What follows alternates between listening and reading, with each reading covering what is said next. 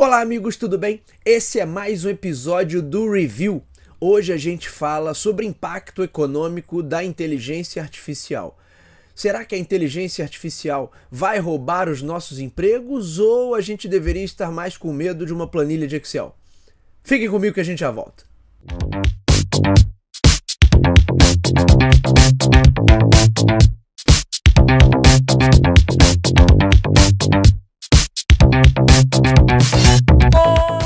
No meu comentário dessa semana, a gente vai falar sobre os impactos dos sistemas de inteligência artificial na esfera produtiva, na economia e no mercado de trabalho. Não tem jeito, essa temática sempre fica em evidência toda vez que uma nova tecnologia aparece, toda vez que uma nova tecnologia é desenvolvida. E aí, com todos esses sistemas de inteligência artificial que vem aparecendo por aí, na verdade, o tema não sai dos holofotes, mas a reflexão que eu quero trazer para o nosso comentário de hoje é para analisar um pouquinho das mudanças efetivas que a gente poderia ter no curto prazo e o quanto, de fato, a inteligência artificial pode se estabelecer como uma realidade em um país como o Brasil, onde muitas empresas ainda carecem dos recursos básicos de tecnologia. Saiu um artigo na Wired dessa semana falando sobre isso e mostrando uma pesquisa realizada em parceria por algumas grandes instituições bancárias europeias, o Banco Central Europeu, o Banco Central da Espanha e instituições de ensino como Oxford, entre outras. E essa análise mostra que durante um último período em que uma nova tecnologia poderosa de automação foi desenvolvida e meio que liberada para o mercado, não necessariamente nós tivemos uma redução no número de empregos associados àquela tecnologia, mas pelo contrário, teve até um aumento. Como de costume, eu estou deixando todos os links na descrição do episódio para que vocês possam conferir esse conteúdo original. Mas vamos lá, essa pesquisa fala sobre a questão do machine learning, do desenvolvimento de sistemas de aprendizagem de máquina e mostra que entre 2011 e 2019, a década ali dos anos 2010 foi o boom dessa tecnologia de machine learning, a gente teve muita coisa sendo dita a respeito de tanto de machine learning, deep learning, né, foram os termos que ficaram em evidência naquela época, e que tais tecnologias iam dizimar setores inteiros, as expectativas para essas áreas eram catastróficas, mas na prática a pesquisa mostrou que tais áreas não tiveram redução, e sim um aumento de até 5% no quantitativo de postos de trabalho. Então essas tecnologias que, pelas previsões que se diziam na época, poderiam acabar com setores inteiros de atividades humanas, na verdade, acabaram trazendo mais profissionais para determinadas áreas. É claro que um profissional com um perfil diferente do que era demandado anteriormente, então há também uma questão aí do nível de qualificação e do nível de especialização desses profissionais, mas a gente está olhando aqui os números como um todo, então em várias áreas onde se esperava uma redução por conta daquela tecnologia que estava muito em evidência na época, na verdade houve um aumento do número de vagas ofertadas. E aí eu quero pegar o gancho dessa pesquisa para a gente fazer uma análise pensando aqui em três vertentes. Primeiro, a curva de adoção de novas tecnologias, o quanto isso impacta nas rotinas e nas tarefas desenvolvidas dentro de uma sociedade.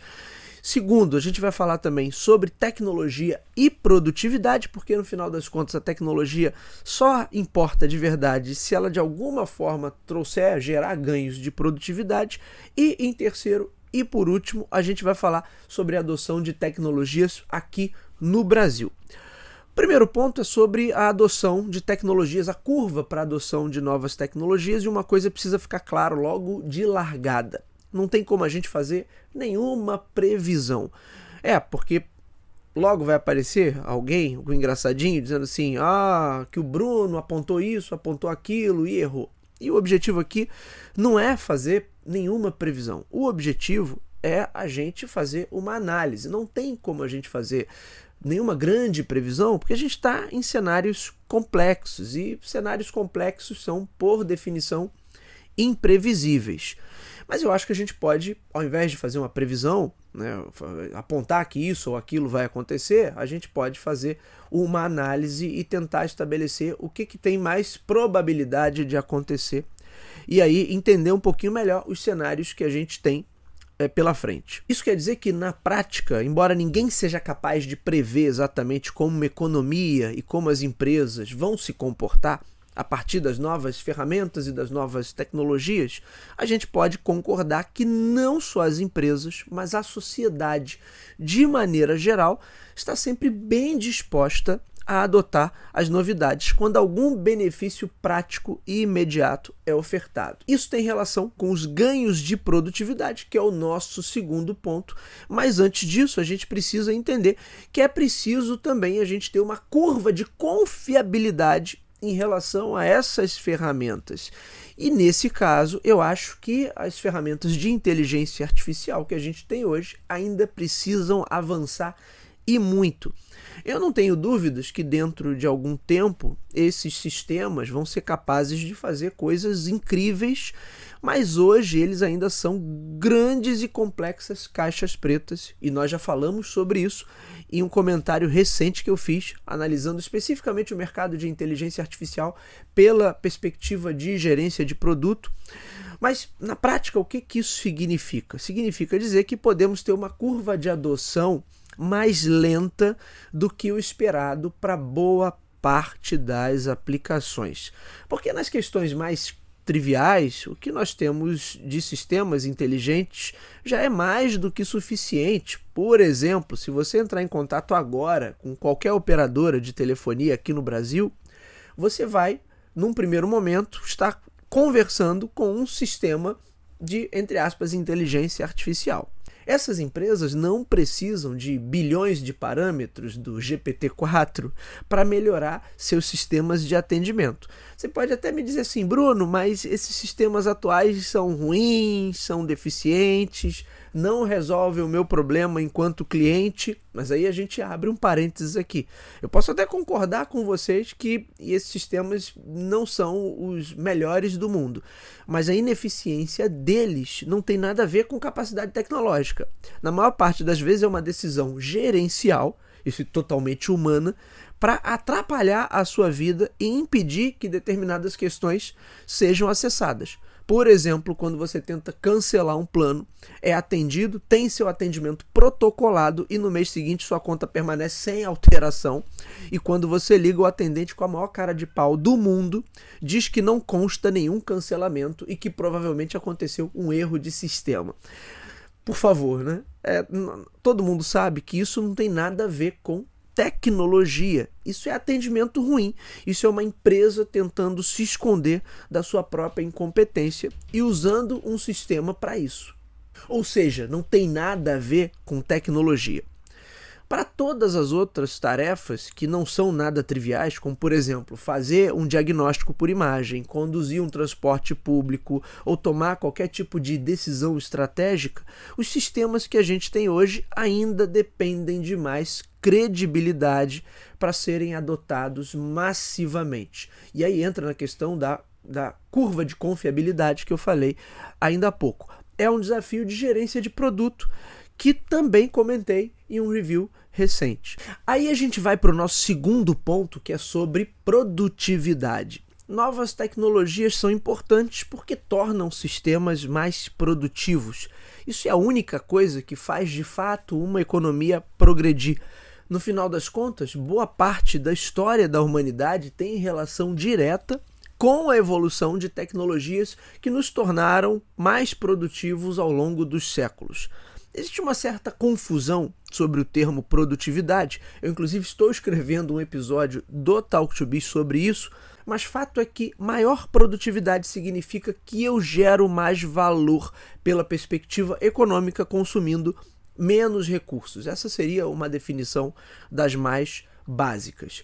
Agora, olhando para o noticiário sobre inteligência artificial, existe, é claro, toda uma expectativa a esse respeito. Por exemplo, pesquisa aqui da Forbes Advisor mostra que 64% das lideranças de grandes empresas esperam por ganhos de produtividade com a inteligência artificial. Mas isso ainda não é um consenso. Por que eu estou dizendo isso? Nos anos 90 para os anos 2000, com o boom da internet e das ferramentas digitais, também eram esperados grandes ganhos de produtividade, grandes saltos de produtividade. Mas isso não aconteceu exatamente da maneira prevista.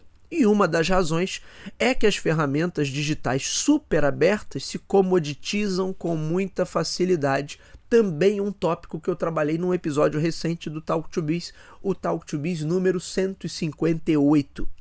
Pensem comigo, a produtividade é sempre um fator calculado com base também em algum referencial. Sou mais produtivo em relação a algum outro método, em relação a algum outro projeto, em relação a alguma outra empresa. Então, qual é o ganho de produtividade para quem usa o Google para acessar informações? Seria incrível se apenas a sua empresa tivesse acesso à ferramenta. Mas como todo o resto do planeta também tem esse acesso, qual é o ganho de produtividade real? Possivelmente zero.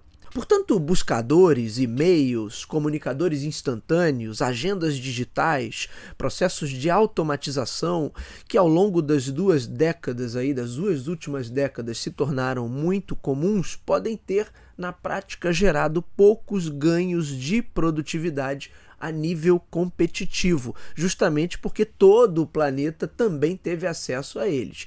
E tem mais uma coisa, em muitas situações a aplicação da tecnologia pode ter reduzido determinadas atividades profissionais, ao mesmo tempo que ampliou outras, que é parte do estudo que eu citei no início desse comentário.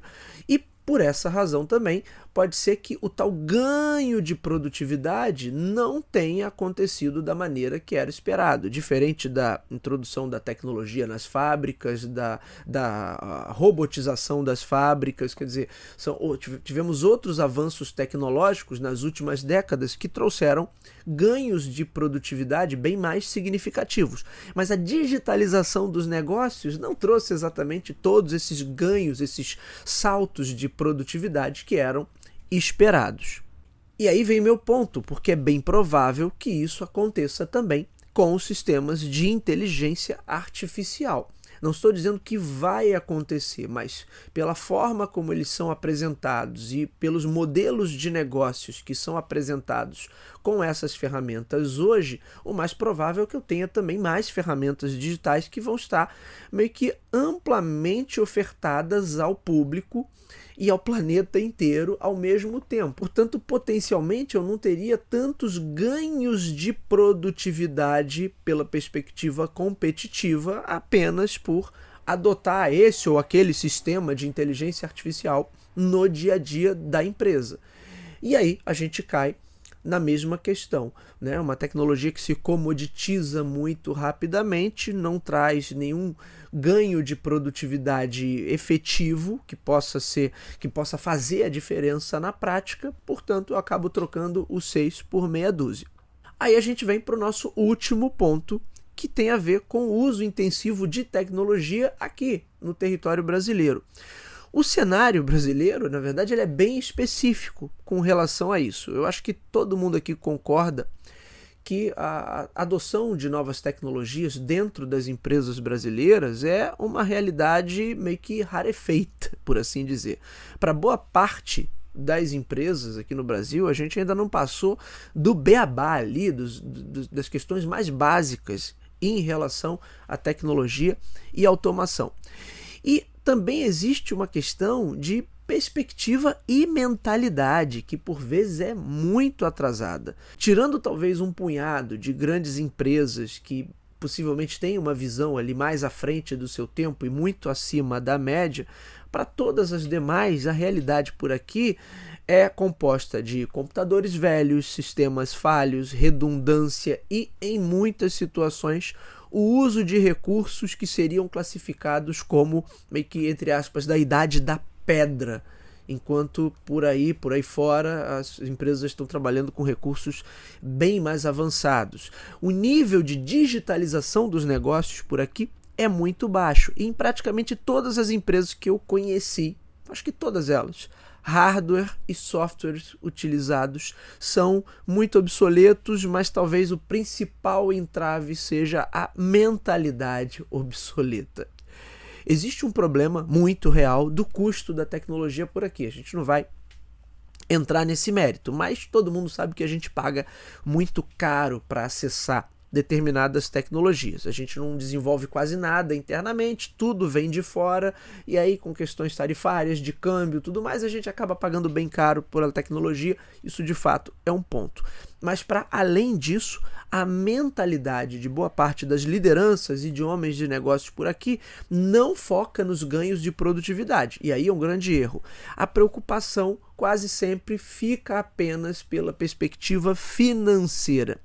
Você pode me perguntar assim, Bruno, mas não dá no mesmo no final do dia? Se eu tenho ganhos de produtividade ou tenho ganhos financeiros, no final das contas, o resultado matemático não vai ser o mesmo?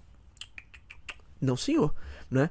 Porque é aí que a maior parte dos supostos gestores e especialistas se enganam.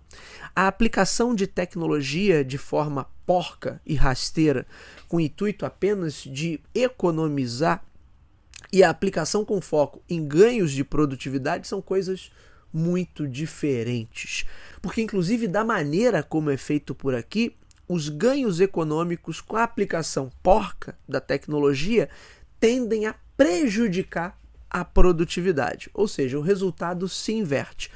A gente tem um potencial subutilizado da tecnologia, prejudicamos o ciclo de atendimento, prejudicamos a produtividade, mas fica a sensação de que o negócio está super competitivo no final do mês, quando sobram alguns trocados a mais. Isso quando sobra alguma coisa de verdade, porque boa parte dos supostos gestores por aqui também não é muito boa de matemática. Ou seja, a gente tem por aqui uma situação às avessas. Eventualmente, existem tecnologias que podem ganhar uma adesão mais rápida, porém, quase sempre elas são aplicadas de forma desfocada dos seus reais potenciais. Não vou entrar aqui no mérito sobre o entendimento do que é produtividade, porque aí já é um outro tópico que a gente vai tratar num episódio específico do Talk to Biz. Já está prometido aí esse episódio, podem aguardar que vai sair. Mas se tem um ponto que eu já falei em outros programas, inclusive do Talk to Biz, é sobre essa herança extrativista, meio coronelista, né, que a gente tem por aqui, o que certamente prejudica o entendimento que temos do que é o trabalho válido, efetivo e que agrega valor. Quando a gente aplica a tecnologia com essa visão limitada, claro que os resultados ficam muito aquém do que poderiam ser.